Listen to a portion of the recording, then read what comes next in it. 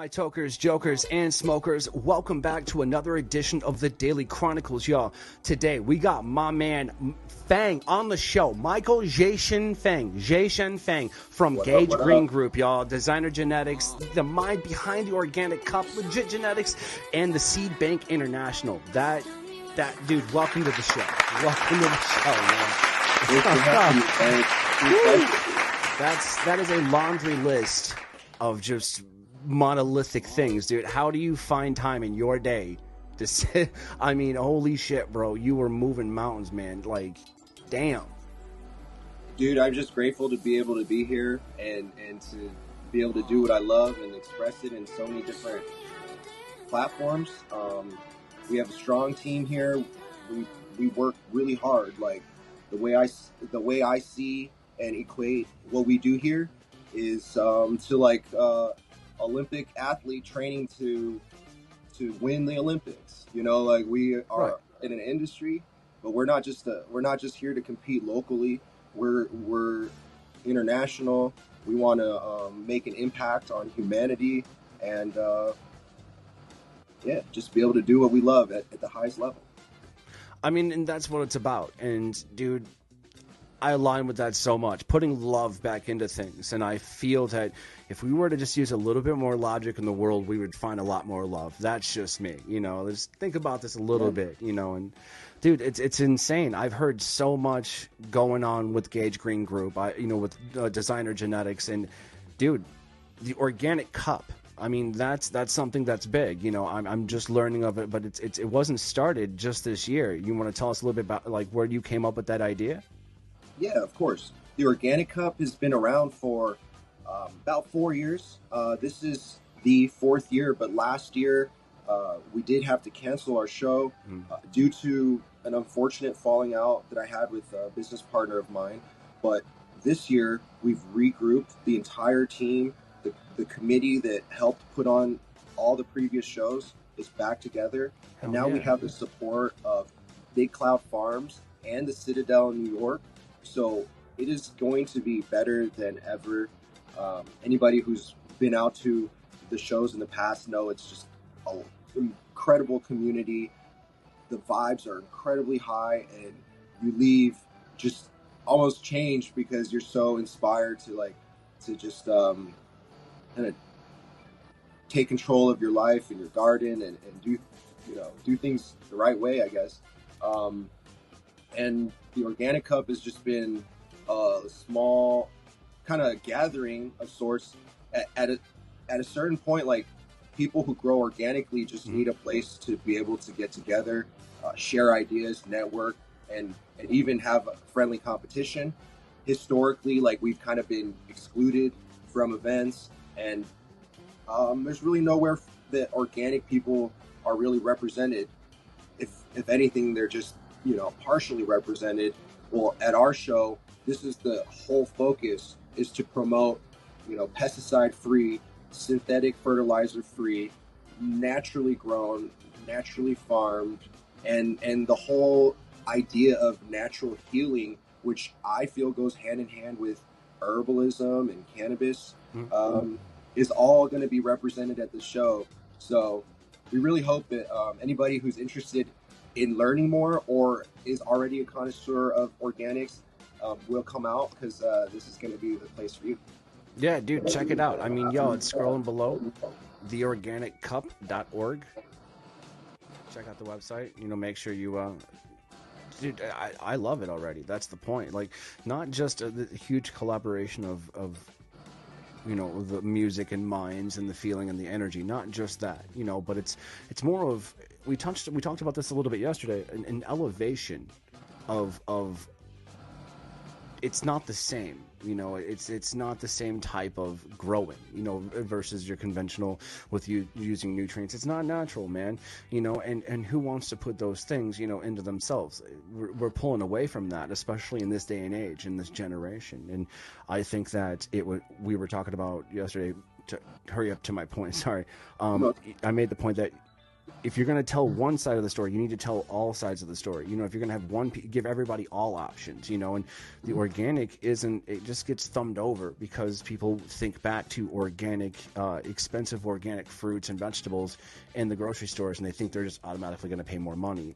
In some cases that may be, but it might actually be worth it over time. You know, we were talking about, buildup of, you know, different things in the body over time, you know, whether it be shampoo and male pattern baldness or whatever the stress or the issue may be. But that's the truth, man. Like, you know, going back to this organic shit, like literally it's the king. It is. Fertilizer is great, you know, when used appropriately, you know, but that leads me to a good question that I was thinking alongside that. So with organic versus, let's say, you know, chemicals, okay, one would think, well, where does that really lead you? Down the rabbit hole a little further, you're in this climate in Michigan where you have corporate versus caregivers, in a sense, organic versus non-organic, if you will. Okay, true. This is the truth. Now, how do you feel? Sorry, go ahead. I was just going to say that paradigm exists in every form and function of life, and not to say that one is better than the other. They're both needed. But, you know, a true artist would use the best of both worlds, I guess. But what were you going to say about? No, I was just, I was just curious, like how you're, like how you feel about the current climate in Michigan, you know, of caregivers versus corporate. Sure. Yeah. Well, first of all, like on the organics thing, there's a lot of organic growers here or natural farmers in Michigan, and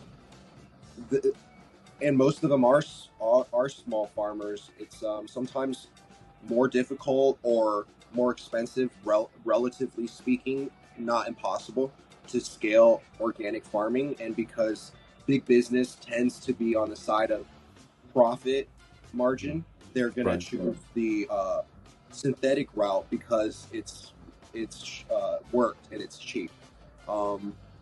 Now, it's like, you could say that could be the same for the business side of Michigan, or the industry side of Michigan cannabis, and how there's the organically derived, like, free market, which is, I think, the essence and soul of what it means to be American. And then you have the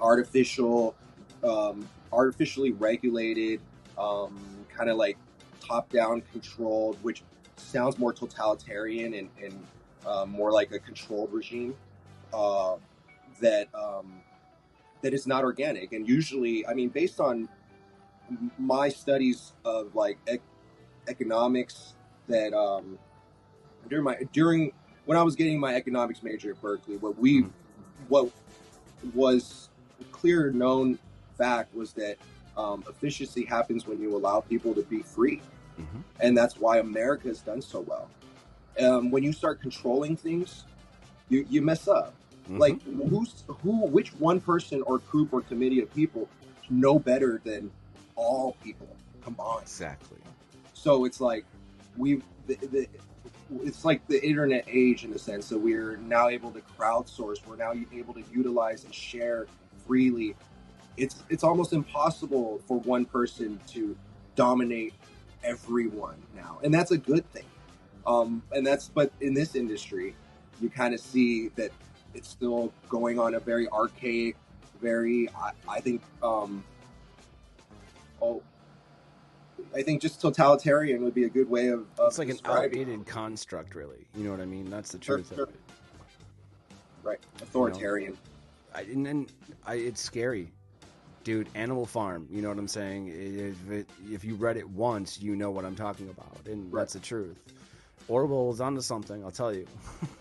You know, but that's the reason I smoke weed. That is the truth. I mean, there's so many terrible, like, people that you just want to stay away from, you know, or you know, just like, I don't have a you know, car in that race. I don't have a dog in that race. I you know, it has nothing to do with me. And quite honestly, you know, if a person comes knocking at my door asking me to follow them or to, you know, agree with their, you know, whatever, I will listen to any point that is logically listed. That's the point, you know. But if you're like, oh, because so and so married. So I don't give a shit. Like, I don't care. That's the truth of it. Like, You know what it's about is empowerment, like we were discussing mm-hmm. prior, Mm-hmm. and organics is all about empowering you. I feel By like I do. and it's like it's the organic cannabis world is you can grow too, and Mm-hmm. you can pay your bills as well. And if you do it right, you can get recognized amongst all these individuals all doing the same work. I mean, I Mm-hmm. work out of a home too, and it's like, but that's when competition is fair and it's Mm-hmm. for you. It becomes unfair when if you don't have 250K in the bank, you can't compete, or it Can't becomes pay to very play, right? right, and that's like that excludes the majority of the population. It does not empower people. It disempowers people, disenfranchises them. If you want to win fairly Mm-hmm. and prove that you deserve it. And I think that is something that is sometimes not being not being promoted, I guess. And, Mm-hmm. humanity is disempowered by these synthetic systems. I mean, yeah. More to your point, like, it's because we've adopted this 9 to 5, and then it's wasting away and punching these clocks while being paid penance, like really, it's piddly, dude. It really is. That's the truth. Like, being a cook, man, not even a chef. I was a cook. I was pounding myself with numerous jobs, working 80, 90 hours a week, missing all the important things in my life, and for what? I don't even work there anymore. That's Right. the fucked up part. And so a piece of you, like, you lose yourself each time. And I'm not trying to, like, meddle in the melancholy there, but the fact of the matter is like, you got to empower yourself to get up out of there. That is the truth. Yeah, that's why. So in that situation, getting a job is it works and it pays the bills, but it's more of a synthetic way because you didn't do it from the bottom up, or you don't own the whole construct. So, but you still you can get a living wage. But if you started from the bottom and were an entrepreneur, you did it all yourself until it was a small business, then an enterprise, then you became an investor. That process, while difficult, is organic and is the most empowering. And it's like, so while it's difficult to run your own business and make money from the fruits of your own labor 100% without the help of another system, it's also what empowers you. It's also what teaches you the most lessons. And life is not about, it shouldn't be about just what's easy and pays the bills, but it should be about what's going to teach you lessons. Sometimes pain is what it takes to get stronger. And that is the thing that's, I think, missing in today's world, is that we're just after things that are like comfortable, when really instant gratification. Right. We should be looking to make ourselves more uncomfortable, so that we can figure out how to make ourselves better. Exactly, dude. I'm comfortable as shit. That's the truth. Like, and it's not, and I've said this to my old lady, and I've said this to my close friends, and I'm saying it to you now, and I'm just uncomfortable. If I'm not in a kitchen, I'm uncomfortable, and that's because I want you to imagine this, and people are like, oh, he's dramatizing it. I'm not. Okay. When you're in a kitchen, you're told to keep your nose to the cutting board, don't ask questions, listen to it. Yes, chef. I don't care if the chef told you to stab yourself in the leg. Yes, chef. A good chef wouldn't. But the fact is, I dealt with my fair share of toxic chefs, of Gordon Ramsays, wannabe Gordon Ramsays, failed Gordon Ramsays, and to the point to where a lot of them don't even deserve to be mentioned, and I probably won't. And we're going to, fuck it. You don't believe me? Don't believe it. I don't give a shit. The point is, they know who they are, and that's the truth. No, I believe it. And so then being raised like that, like, you kind of learn, like, all right, I better, learn what I can learn. I better do my absolute best. Yes, chef, you become dogmatic, but it's in that, that pressure that character is built. I believe that you have to apply a little pressure to get things to kind of move, and that's the truth. So when I'm not, counting down to service, if I'm not counting down to, I'm doing different plates and things of that nature, I can cook freely, man, and so that's the whole idea.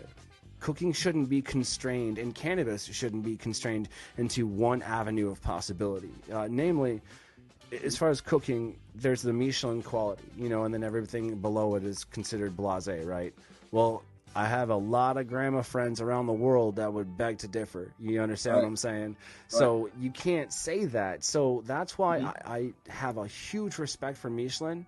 I really do. But I will never ask or work or want myself to earn a Michelin star. I understand the scrutiny there. And that's why I disagree with it. However, I respect the hell out of Michelin. It's just not my path. You feel me? Like that's the truth. I want to go back a little bit to what you were talking about, kind of, owning a business and starting from the bottom. Yo, you're not from Michigan. You moved here, what was it, 2014? You know what 2014. I mean? But you're from Cali, man. When you were out in Cali, you wrote an article of biological something in Skunk Magazine, wasn't it? Yeah, wrote one of the first articles that describes using facultative anaerobes and purple bacteria and different things like that on the plant, inspired by our work with microbe life, and that ended up in Skunk Magazine and started a whole wave of probiotic farming. That's dope as shit. Literally, it is. That's the cool thing. But let's before you wrote that, let's go back a little bit to California. And you're coming up from the bottom, man, a little bit. What one memory did you have, let's say, at rock bottom? Because trust me, man, I'm gonna tell you, I've seen rock bottom. I've seen rock bottom's fucking basement. That's the truth. I've seen it a few times. I'm very comfortable. I got my chair set up. We're good. But the truth is, like, what were you looking at, man? When was that moment when you're like, I'm gonna be all right?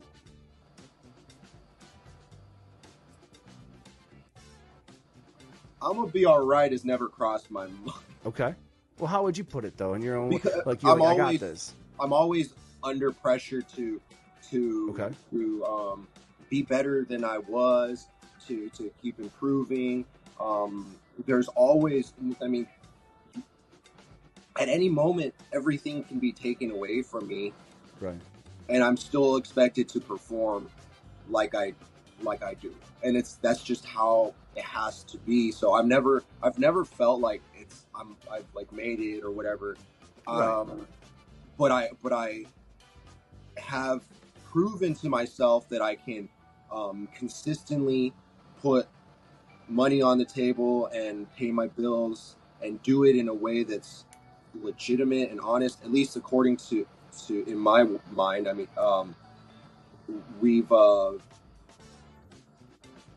I've been in business for over a decade and have so many people that I work with that, like, it's just I've learned a lot on how to I've learned a lot about this industry, how to be an entrepreneur, and how to treat people right so that it comes back. So, like, for example, you got to give to receive and all that.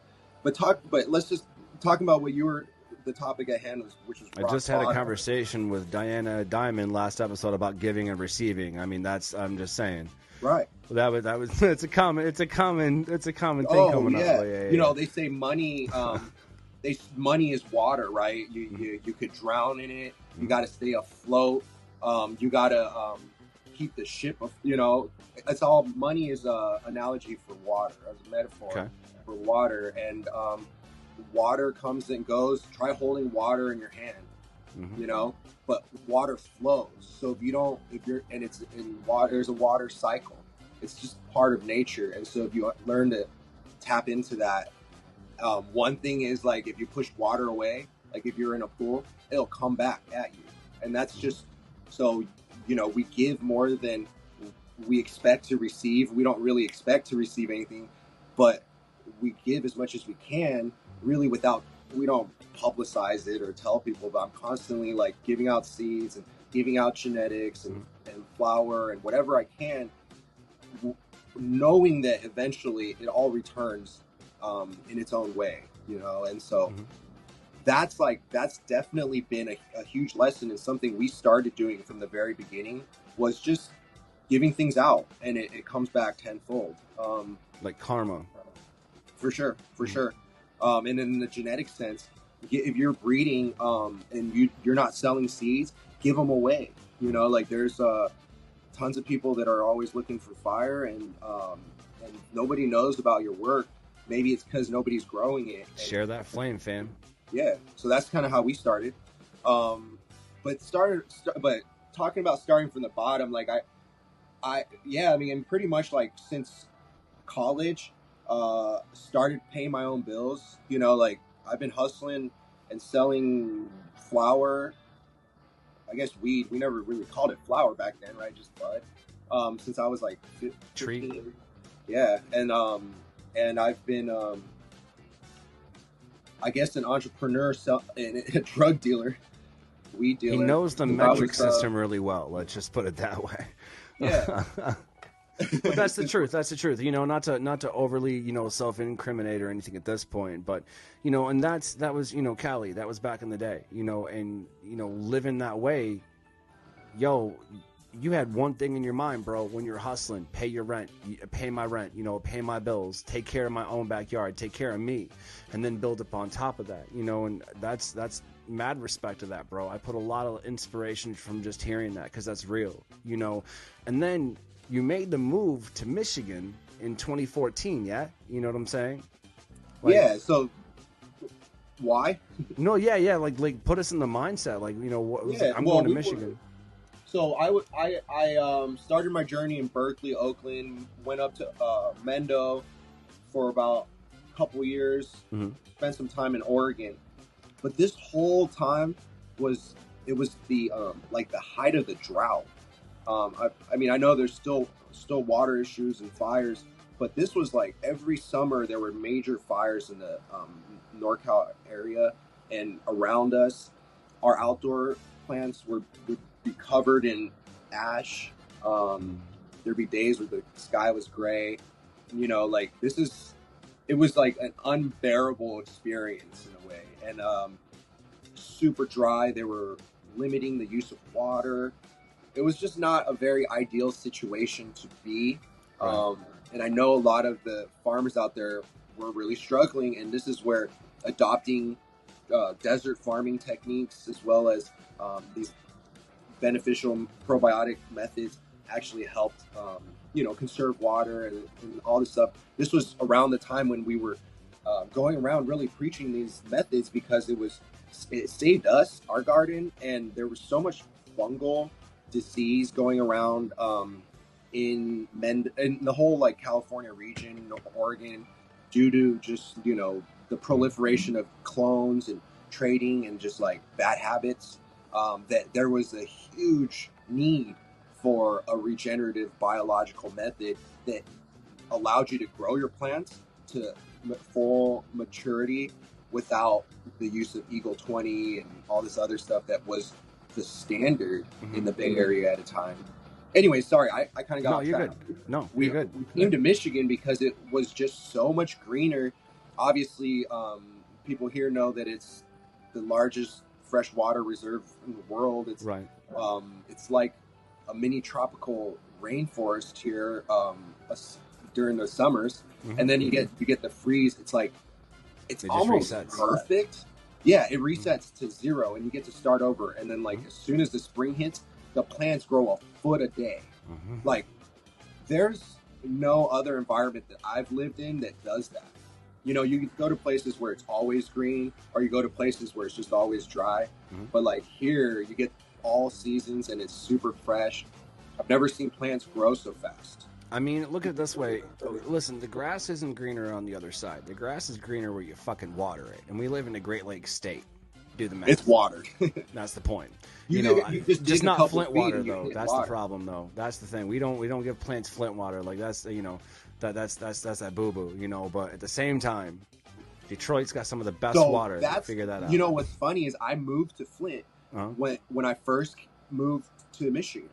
And that was like the biggest why. It was like, why Flint? And people in Flint are like, what are you doing here? Well, I mean, like, you go from a place where you can't use water to where, like, you can't use water. So it's kind of like the same. No, yeah, for sure. You can't. I've, sadly, like, I don't really consume the city water or touch the city water. Or, I wouldn't. But the truth be told, unless I'm like at a nice restaurant and I don't drink foreign water or like non-spring or like purified reverse osmosis distilled water. Like my water is good. Like all the city water that has fluoride and chloramine and different forms of like whatever chemicals added to it, that's not for me. And the fact that they cook their foods in it and they shower in it and then they wash their hands. I mean, this is all people, unfortunately, that live in municipal systems.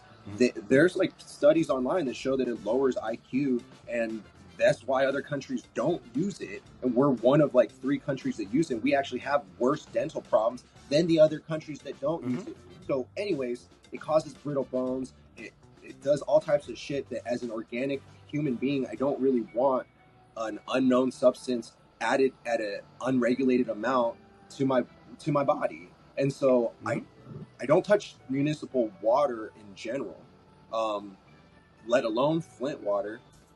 When I moved to Flint, we were super lucky enough to move onto a property with a well and some land, and it's like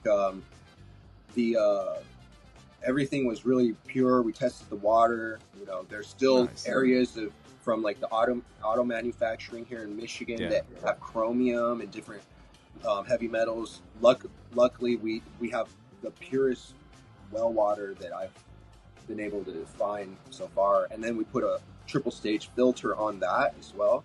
And then I reverse osmosis it before I drink it or give it to my plants. I think that live straw is like the greatest invention ever. Dude, I have one in my bag just in case I ever end up in the wilderness. Exactly. You're like, I'm good. But no, that puddle just looks so delicious right now. Oh, right? You're like, I don't care. Like, I got this straw, though. Like, was that a tadpole? Yeah, I'm just going to call that boba tea. Anyways, but that's the truth. So, there's a few differences between, Michigan and Cali, in that, it makes sense. The move makes sense, Yeah. I'm grateful to have come here, to be honest. I love the community.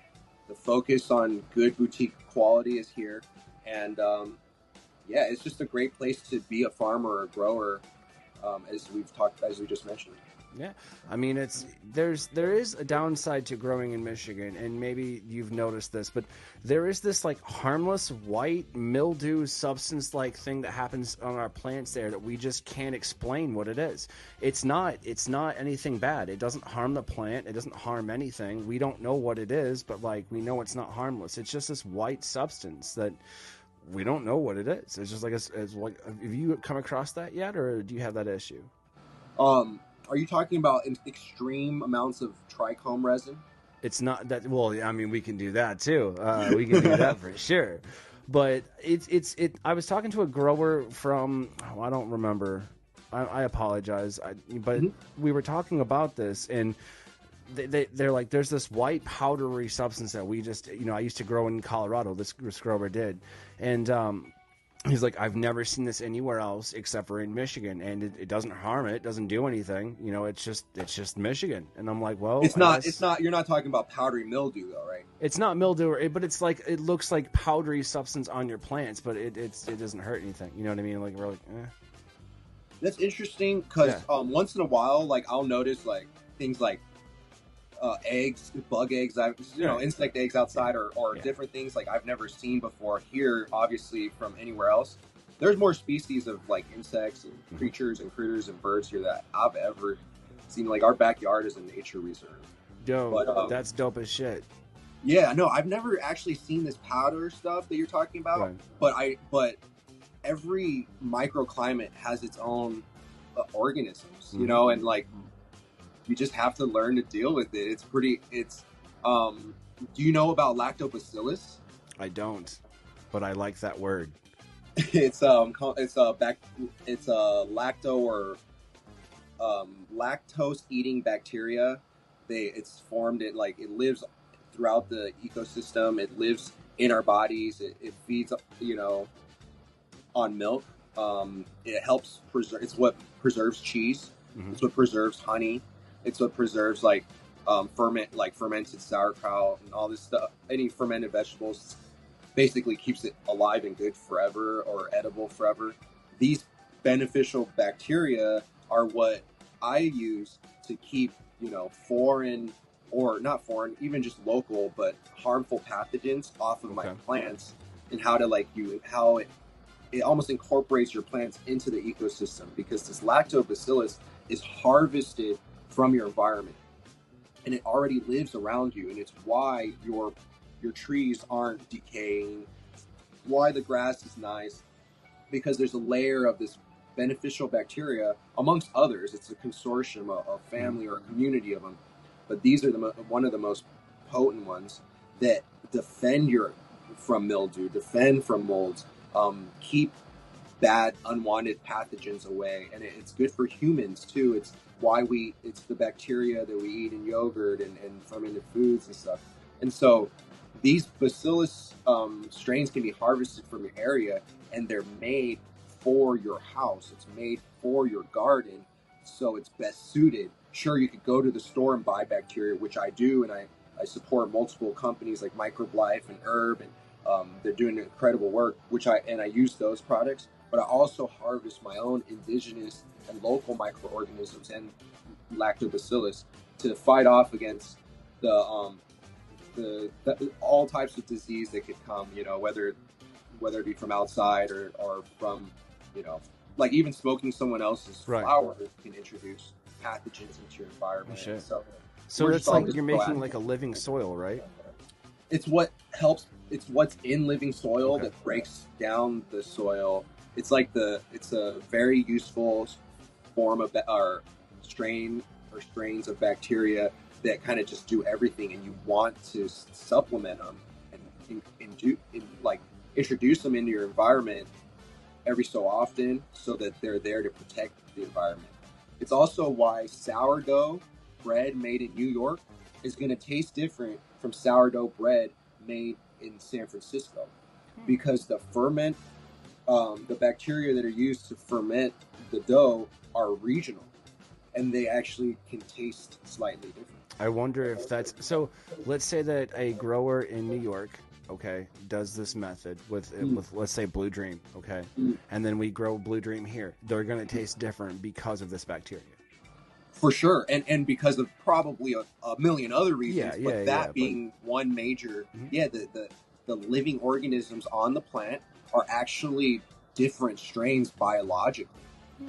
But this goes into another conversation, is that we can't actually sell biological or probiotic cannabis, which means cannabis that's covered in facultative or beneficial biology that is known in many cases to be good for humans as well, because we have laws here that are so stringent and based on a restrictive approach. Sorry, I don't know, light just went out. That we don't actually have the ability to. You can't put that on the market because it's got what do they call it? Microbial levels. No, that's the fucked up part. I mean, it's alongside not being able to collect rainwater. That's the whole why can't I collect rainwater, yo? You know what I mean? That's the truth. And that's the point. And then it follows the line of home grows, man. We're allowed here in Michigan 12 plants just per citizen, if you will, resident over the age of 21. That's pretty dope, literally, but if you're a medical patient, with no caregiver, you're allowed, so many as well. I believe it's the 12, but if you do have a caregiver, generally the idea is that they, grow your own as well. You know what I mean? They grow for you. They're your caretaker at that point. They provide you your medicine. I mean, that's an iconic stipulation that's being attacked right now, in the caregiver versus corporate. I want to call it the divide or the argument. More to that, do you have any mentors or people you've met along the way or researched and looked into that you would kind of I don't know, consider a role model? I mean, that's a good question. In terms of I'm inspired by all my fellow peers, older, younger.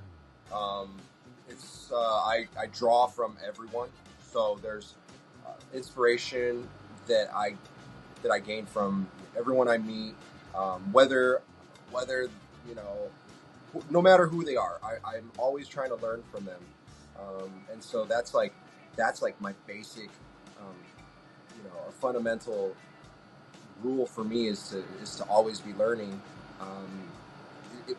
In terms of like people that have stood out to me, in terms of like a mentor or somebody that I really admire in this industry, I think is and kind of in this like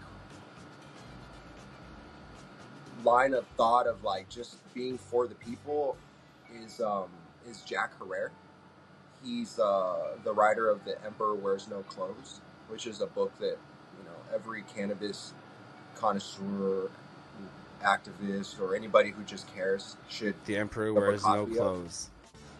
It teaches you so much about the history and the cultural relevance of cannabis that it puts most debates to rest. The book is the answer to most of. I mean, I'm not saying it's the Bible, but it's the answer to so many of the questions we have about cannabis and why it deserves to be free.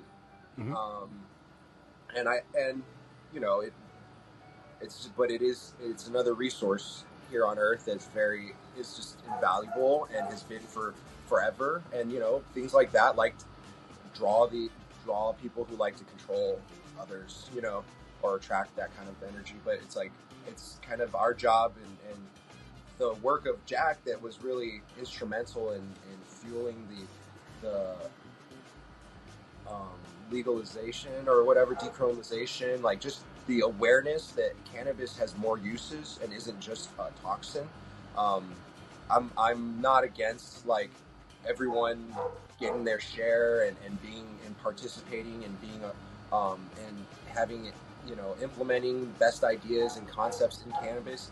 But just like we've discussed, it's like, don't be predatory. Don't eliminate a class of the market just because you want to dominate. Like, everyone has the right to participate. Yeah. And that's what makes this industry so creative and fun, is that we have so many individual minds working on it. And it's kind of saddened me to see like the most creative people are having trouble staying relevant or even participating in this industry, while others have basically just taken the knowledge base and the IP, I guess, and done it and quote unquote got the $1 million licenses, and now are the only ones competing, such as the Canadian Gage that's in Michigan, basically blatantly copying and plagiarizing our name. These things are just not cool, and I think ethics and morals are often like left off the table when money's involved or when big players are involved, but it shouldn't be. And I think that in the same way that they would like to be treated with respect, that they should treat others with respect, and maybe then the whole cycle will continue. That's the whole idea here, is now we find ourselves cannabis wise, and unfortunately in your situation as well, where it looks kind of bleak because the other side is openly, and sometimes bragging about telling the truth. Like, no, how could we, it's just like there's no accountability is what I'm saying. And it's like, how am I going to take, the edifice of anything that they're going to say henceforth on credible if they can't even hold themselves accountable? That's the truth of it. I don't know. That's my 2 cents. You know what I mean? Yeah, like, they've been caught with their pants down, and it's more than once. Yeah, it's not cool. I mean, like, exactly. We don't even want to see that shit. Put it back. Exactly. Pull your pants up, dude. Indeed. Well, that being said, so like, and then let's talk about, okay, here in relative in Michigan to that situation. They're talking, oh, well, then why don't you test your shit then? I know a shit ton of caregivers that test all of their product because it's bragging rights, dog. It is. That's, you're like, yo, yeah, I see that count, yeah. THC percentage doesn't really matter, but again, to have COA and put that much care and discipline into that, that's the point. Y'all are mimicking that. That's stolen valor, all right? Because y'all are the ones failing testing. You know, that's the truth. I'm not going to say who specifically. I don't have to. You've made yourself known. In some cases, you've removed yourself. But I want to, point this out. I will be damned, okay? I'm going to try like hell. If corporate kind of just reaches around and pulls down caregivers with them. That just, dude, that's going to be devastating. And that's what I want to encourage our viewers, our patients, our people to research your shit. No matter what state you're in, what country, research your shit. Hopefully you're not smoking weed right now in a country that you're not supposed to be. Would actually kind of hope that you are. So don't get caught. That's all I'm going to say. God bless your soul. Exactly. But that's just it. Like, turn and burn as it may be around the world, at the one thing, it brings everybody to that table, and we were talking about that, man. And so does food. To me, a good night of some handmade pasta, with a good sauce that's been simmering, all day long. You picked out the bay leaves and shit. A good ravioli at a table or something. With a good fucking joint. That is a good evening to me. It's that simple. That is the truth. And it's all handmade. You grew everything. You made everything yourself. That's good living right there. That's how I know I'm gonna be all right. That's my truth. Yeah, definitely. It's I'm so grateful that we have even what we have, because if you really take a step back, like, there's obviously still places that are completely there's still prohibition. Mm-hmm. There's states that are legal but they don't have caregiver. It's like Michigan has really stood for the individual caregiver rights. Yeah, they listen to the people for sure. Yeah, I'll admit that. Yeah, and even if it, I mean, like, what it's been a lot, what I've been able to do and how it's benefited me up to this point, I just have to be grateful for all of it. Even the lows, even the jail, all of it was a part of it, and it's like, I'm grateful for every minute. And I know that like I think the plant will take care of itself, and through that will take care of us. And that, like, sure, some people will always vie for control, but the days of not being able to grow your own, or the days of not having access, those days are over, in Michigan, and soon to be elsewhere. I don't think that they'll ever be able to, stop the cottage industry. And while it may be challenging at times, like, the fact that we can grow plants in the backyard, I mean, that's just that's night and day from where it was, and it's a sense of hope for a lot of people. Yeah, for sure. And I have these ideas to break the system. Like, I love building infrastructure and systems, and also like just taking them down once in a while. I think disruption is good for the environment. It's organic. It's like, yeah, it's a part of life. And it but like, I love disruptive technologies. I love changing the way that systems work, for the better, really. Usually that's how things realign. And I also have a whole way of actually deconstructing the human like the body and mental constructs through the same kind of concept, so that you can change the way you look and like align your spine and stuff through your mind. But that's not transcendental at all. What I was going to talk about, because that's like hours. Yeah. That actually, what I'm going to be talking about during my performance at the Third Eye Gathering, which is the after party for the Organic Cup. Right. It's going to be like a musical, theorganiccup.org. Yeah, performance and showcase of a lot of the spiritual and metaphysical transcendental technologies that I've been able to download through just smoking a lot of weed, to be honest. And it's like, it's real transformative, empowering information that I'm like kind of going to put together in this little like show we're going to have, Third Eye Gathering. But what I want to do is empower the grandmas that cook the best foods. I want the home growers, the real cooks in the kitchen. Yeah, and the people that grow the best weed that aren't doing it at scale or don't really have enough to sell to a store, or even if they did. And I want to empower everybody at every level of the game to be their own entity. And I've come up with platform ideas for applications and I guess social networks and stuff that will allow people to basically, like, it'll just cut out all middlemen and allow us all making to just those OG free and moves. share. What's that? So making those OG moves.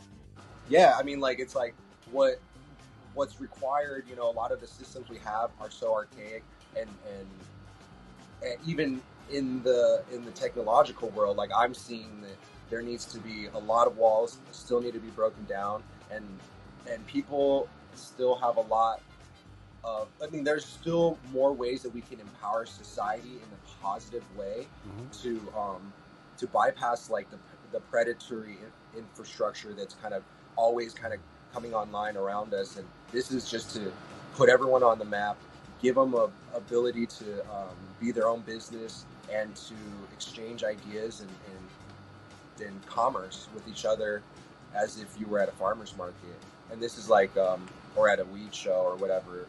I think that's the future. And it's going to be right next to a tomato plant, as it is in my garden. So that's my idea, you know? Yeah. Do you know about the laws of growing in your backyard here? Like, does it need to be in a locked cage or something? I do. I mean, so my backyard is inaccessible because of the hills and my fences, so you would have to go to a great feat to get into it. Trust me. That's a requirement, right? Yeah, you have to have it under lock and key. It is lockable, you know, so there's that. It cannot be seen from, they say public, I think is the wording they used. I live in a cul-de-sac, and I live like perfectly in the cul-de-sac where you can't really technically see from the public. So there's that. I talk to all of my neighbors. They're all fine with it. They don't care. You know, they know that I'm a medical patient. They don't care. As a matter of fact, a few of them actually smoke weed. So, I mean, there's that. So it's kind of okay. You see what I'm saying? I'm a medical patient. They're not going to come take them. You know what I mean? Or they might. Let's see. Give me a warrant. Good luck. You know what I'm saying? Like, that's the thing. You got to have a warrant. That is the truth. Period. To come on my property, my dogs need to read your warrant. That's the truth. If I don't show the dogs a warrant, they get bitey. Right. That's it. That's it. You don't hurt him. That's true. He wasn't barking. He was yelling, warrant. Warrant. I trained him too. That's what you got to do. See, you got to break it down for the cops, because some of them aren't the brightest colors in the fucking crayon box. Let's be honest with you, okay? So you get you a parrot, and then you train, come back with a warrant, stupid, and that's all you got to do. All right? Yeah, it may have sounded like me, but it wasn't. It was the bird. You know what I'm saying? And that's my point. Now you got a cop pissed off of a bird. You gonna shoot my bird? Shoot my bird. Watch what happens. That's my point. You know? There we go. It's just, there's a lot of things. I've heard some bad stories about cops and pets. Oh, I wasn't trying to, but yeah. No, I was going to say, though, that, like, when I got raided, they were really nice to my dog. Well, like, okay, they didn't shoot nobody. Like, they took care, made sure the animals were taken care of. Like, it wasn't like they were out to get the animals. You know, I was like, that's nice, man. Thanks for...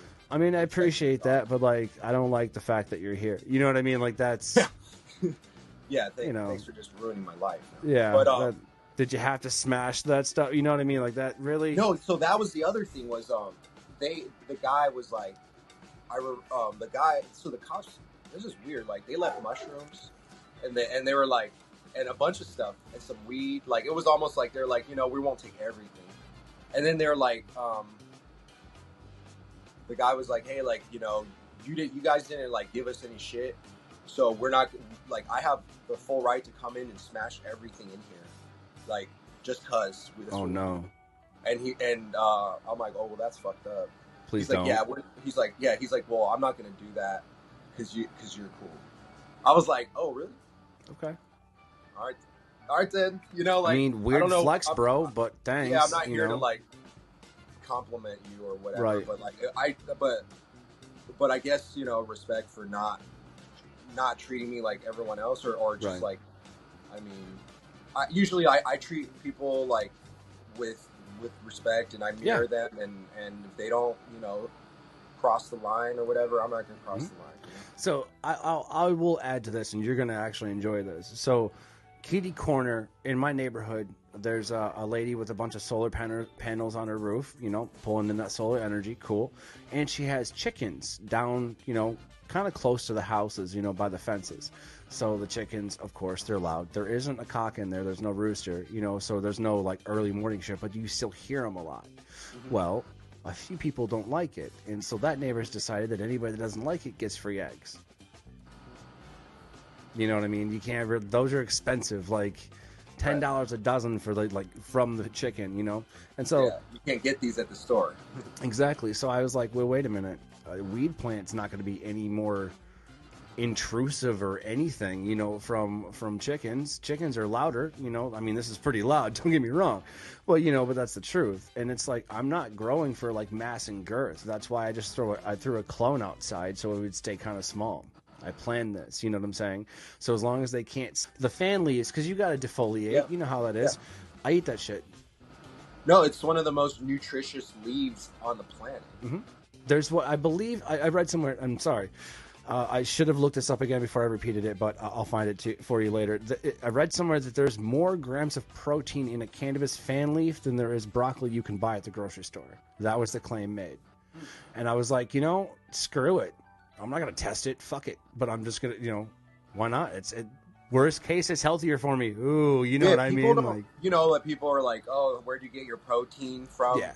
But it's like, all leafy green, mm-hmm. that green, that like nitrogen is protein. Mm-hmm. So it's like, it's the building blocks of the amino acids, you know? And so it's like, leafy greens, man, like that's where it's at. And juicing cannabis leaves, like that is a crazy it's real good experience. It's real good. Yeah. So I like to you did a cold start earlier. I noticed that, you know what I mean? That's kind of how you do your dabs, right? And you're pulling that whole terp profile by doing that, right? Pretty much. I like all of them, but I don't always have my like thermometer timer with me, terp timer or whatever. And it does seem kind of like an extra step. So these days I just been heating it up until it starts to like bubble. Mm-hmm. And I know like I just give it an extra like 3-4 more seconds after that. Sometimes I'll take it off just for a minute, put it back, or just for a second, put it back on, and that's like perfect. And I almost get the whole dab. Nice. I won't lie to you. Like I pop diamonds out of my banger. You know, you saw, and that's the truth of it. And I waste a little bit out, but I clean it out each time. You know, keep it clean as you can. And I mean, it's amazing. It does the job. It does exactly what it punches you in the face, and that's what you know. That's what I need. That's my level of medication to kind of slap me back into reality. You know, and a lot of that comes from like, you know, just the glutton for punishment, if you will, growing up. So that's the truth of it. But dude, you have lived, you know, an iconic life already. You know, you live a designer life, probably hence, you know, in a very legit life, you know, hence the genetics, you know, and things of that nature. Very organic, man, very pure. And, you know, I can appreciate that, you know, and at the same time, like, you're kind of like, yo, I know that there's people out there not as pure as this, and that's all right, too. You know what I mean? But, you know, when they start to bleed and have conflict, different story, right? I'm actually inspired by some of the best synthetic. I mean, I don't even call them, like, I don't think they call themselves synthetic growers, but like just non-organic growers, like people who grow the traditional way, like they are some of the best growers in the world. And to me, it's like that's their lane. I'm not even ever going to be able to catch up to what they've been able to accomplish. I'm talking the best growers who run shit, and like they grow the best weed on the planet, and they have their flowers what kind of taught me that there was a level of cannabis that I wanted to strive for, but organically. Like I wouldn't know what organics could necessarily achieve had I not been inspired by the salt guys that were pushing the limits from the very beginning. You know what I mean? Like it's kind of another ball game. You can really, and now you can do that with organics, and you can, and I've been able to learn practices from both worlds that have been able to help me like produce my best flour organically. But yeah, like the salt guys, in no way like do I think only bad things about it. You know what I mean? Like it's like it's actually quite inspiring to see what they've accomplished. But my personal experience has been the organic and natural farming / natural healing ecosystem that we're kind of promoting in the Organic Cup has really been the way to like full potential for me. Let's just say maybe not for everyone, but I will speak for myself. You know, I try not to make claims. There's that accountability. There you go. You know, based on peer review, but I'm sure there's a lot of studies now out there that are showing that having a toxic-free life is actually better, and that like a lot of these unknown chemical substances could, you know, like we talked about, can be causing harm. And I found that everything that we used at one point that wasn't organic, and there is an equivalent that is definitely better, like just from my personal experience. But yeah, it does cost more, but doctor visits cost more. You know what I mean? And not knowing how to take care of your body costs more. Like not being at your full potential costs a lot. And so, yeah, man, that's what I'm about. Human potency is like a term I came up with because we're all about plant potency, right? Flower potency, is that shit potent? Right. Well, like, what about people? You know, was that person, like, is he, and instead of like judging, because like that's not what I do, or want to do, but it's like what I would like to say is that person living to his or her own full potential? Like, and that's something you can judge yourself by, and most people do. Yeah, that's the truth. And you have to live to your full potential, and if we all do, then we can really, you know, shine here. And like, I'll be the first one to tell you right now, man, I'm not living to my full potential. 100%. And I've realized that here at this age in my life, that's due to my imposter syndrome from what I've experienced traumatically in my life, okay? That's a very, very broad generalization into what I've understood. A little bit of therapy, that's fine, but I've been lucky and very, very, very lucky to have friends in the profession, so I got it at a very, honestly, friendly family rate, you know what I'm saying? Like, so they've helped me. Plus, I've studied it. I wanted to understand what made chefs tick. I was like, okay, I get it. You're edgy. You're cool. But why? You know what I mean? And that's my obsession. But, you know, that being said, I can tell you that I'm not living up to my full potential, but I'm getting there. You know what I'm saying? Yeah, no, and I'm not either. I will agree. I will say the same too. Like, we are, and I think if we ever were, then it would be like the end of this life. You know what I mean? Like, what's the point? We're tapping out. We're done. Yeah. I don't think exactly. Good night, Cleveland. You know what I mean? Kind of shit. Like, but that's the truth. Yeah. You know, Elvis has left the building or whatever they used to do. Like, but at the same time, I feel more to that point that in order to understand where we want to, go, all right, where we want to see this to go, where we want the path to be illuminated, we have to understand where we came from, okay? A little bit, you know, off topic, but still as relevant is I didn't just come from, you know, Michigan like you didn't just come from, you know, that's my point. And so you bring things with you, and more to what you were going to say earlier, you kind of interfere with that ecology thereof in Michigan. Like you said, if we did Blue Dream in Michigan, Blue Dream in New York, it wouldn't taste the same. You know what I'm saying? That's the point. So you're kind of, you know, bringing a little of, let's say, Tennessee flavor from my perspective to Michigan and back and forth. I love that because that creates a flavor profile and an entire ecology profile. Like where I come from in Tennessee, don't nobody really fucking know it. It's a town of like 5,600 people. It's called McKenzie, Tennessee. That is one of my hometowns. alongside Lansing, Michigan. That's where that's me. If you Google my shit, that's where it's at. You know what I'm saying? And to pay homage back to that, we gonna go around the world. That's the idea. Right. That's the truth. Right. So and bring your own flavor. I bring me own weed. That's the goal, exactly. But, I got some of the greatest and best and brightest people such as yourself, sharing some genetics, going, hey, man, you got to get on this. And that's the truth. If it's organic, it's going to grow. Fact. That's it's going to do something. What is it going to end up? I don't know. Depends on, the path, the growth, the journey, okay? I'll tell you this, man. You catch more flies with honey than you do vinegar. But that's where people like you are needed in my background and like on my side and stuff, because it's like, what I mean, I mean well, but because of my background, I'm a little bit more sardonic than I'm less approachable, let's be honest. But at the end of the day, I mean well, in let's be honest, if I'm judging someone about something, I'm judging myself first. Like, why do I even deserve to be here? Why not anybody else? Why me? Well, you're outspoken. I've said go fuck yourself like 7 times now, but okay, yeah, here we go. It's comical, and it is.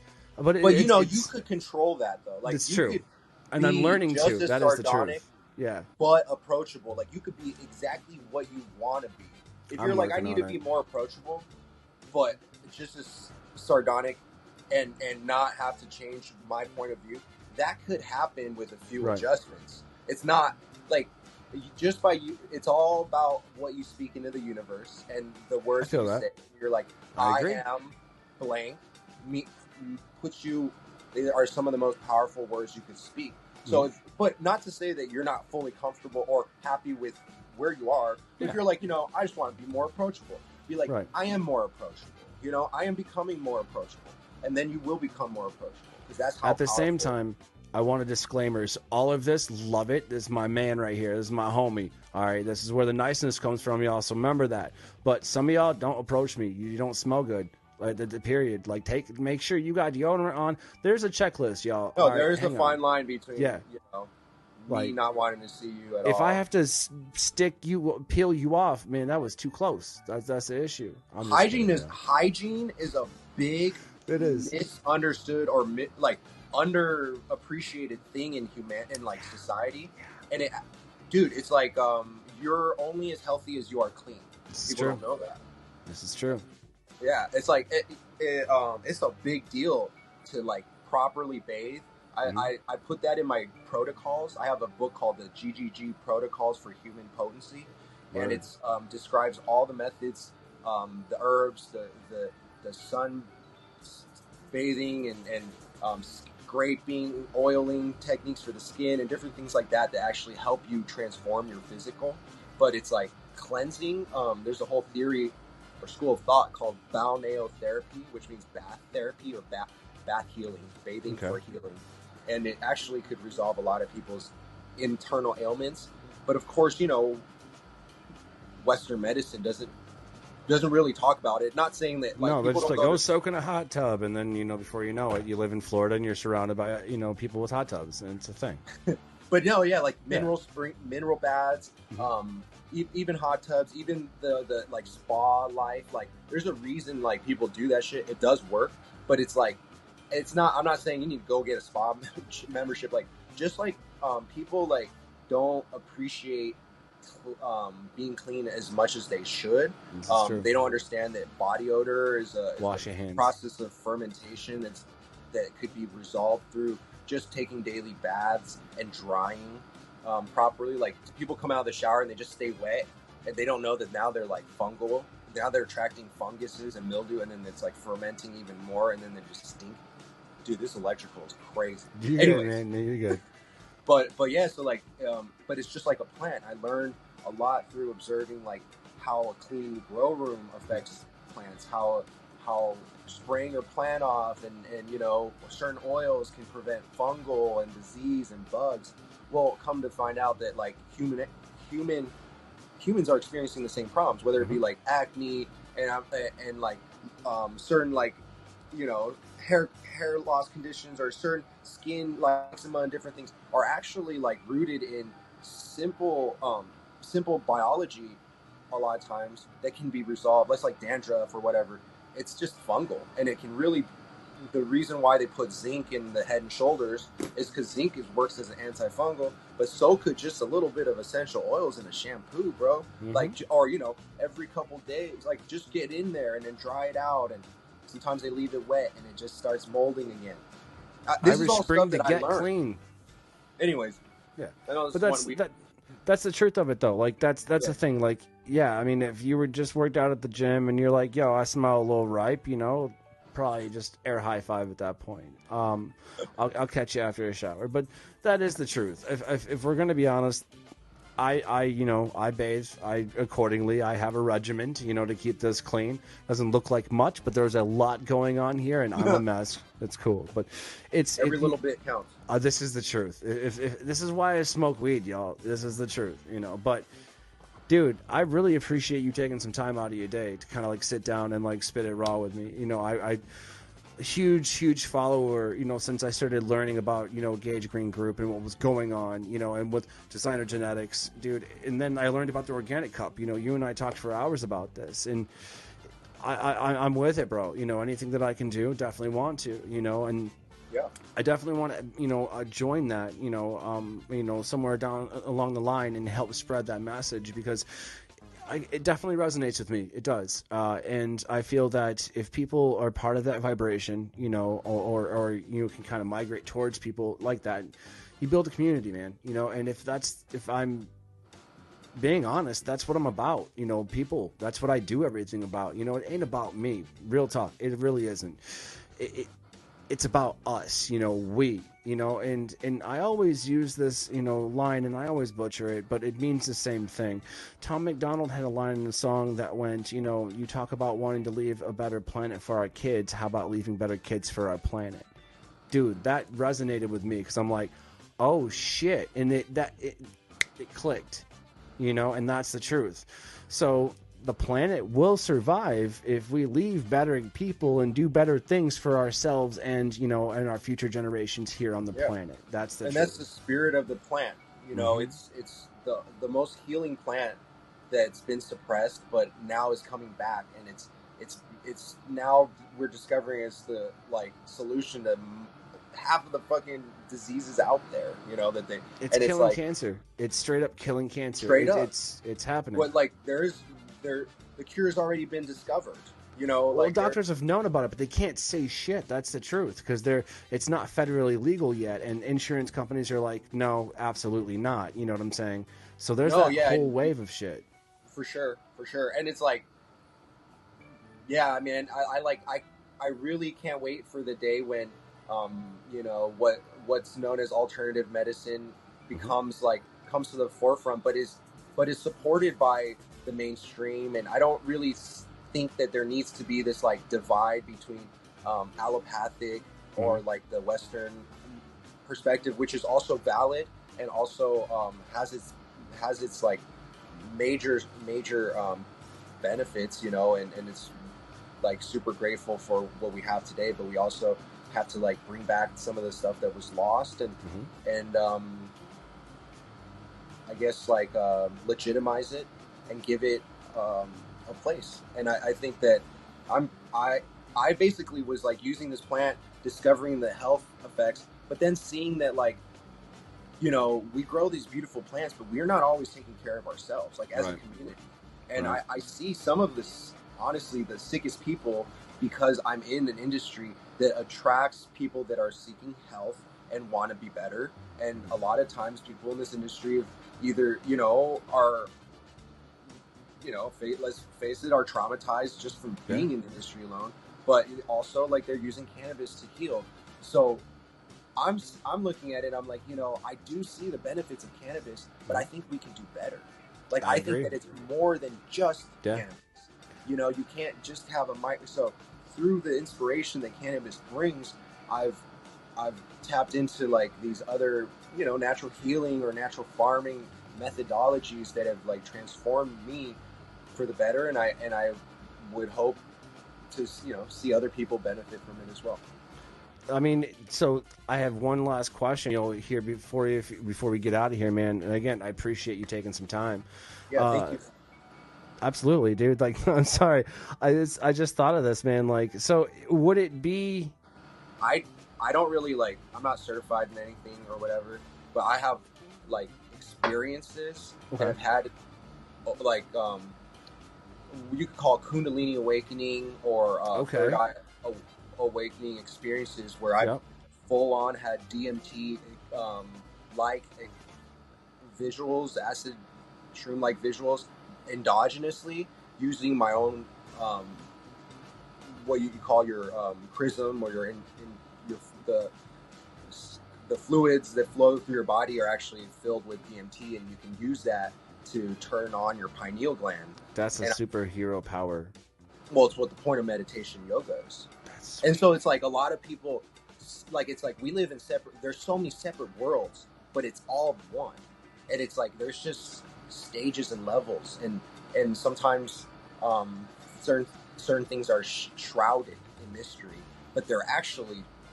It's like every time you dream, you're going into that world, but you can enter that world in an awakening state, and that's that's depicted in certain movies and books and stuff. But it's like it's a real thing, but it's not for everyone. And I'm not here encouraging like go open your third eye. That's cool. Like it's really not that cool. some Like, people should close it.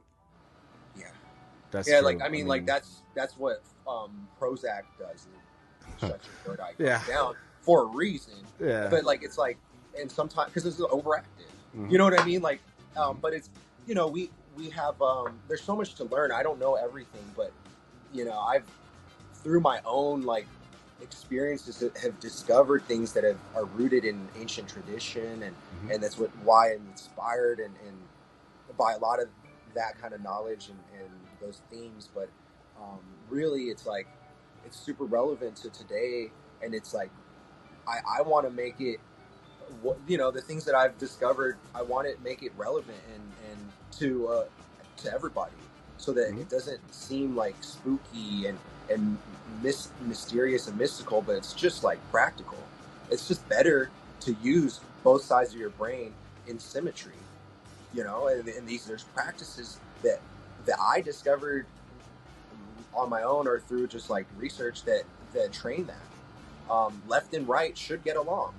There's the phrase that the left hand doesn't know what the right hand's doing or whatever. It's like, you don't want that. No. You don't really want to be living in a world of a government when the left is fighting the right.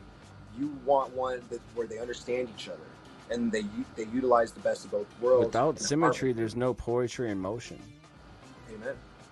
And so symmetry is like kind of fundamental to a lot of aspects of like spirituality and aesthetics and stuff and art, and that's kind of like you'll see a lot of my pictures and my marketing is symmetrical. I like symmetry, and I like it's and it's part of like this spiritual concepts that I've discovered through my meditations. Anyways, I'm going a little off topic, but it's like that's kind of the root of my inspiration for a lot of this. Is like my own meditation, my own creative like thoughts that have sprouted from my mind, but then have directly connected to things on Earth and in reality, And so I'm that's what I like. I love is just you speak that shit into existence.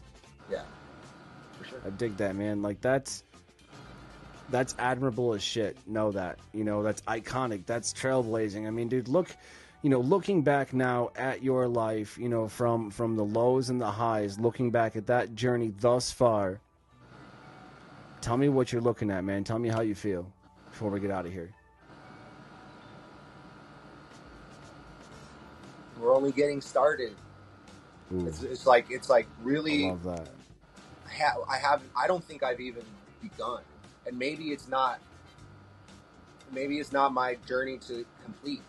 Like maybe I'm only here to do so much so that others can continue the work, and there's nothing wrong with that. But it's like when I look at what I've done, it's so minuscule compared to what I want to accomplish, and I like have the ideas and the ability to manifest these, and I'm just excited for the right team and opportunities to come so that I can put these dreams into action I've turned down deals from major players in Michigan and Cali and throughout the world for millions and millions of dollars to be able to be where I am now, and to be a controlling partner / owner of my companies, and to own my own work, and not, and to be independent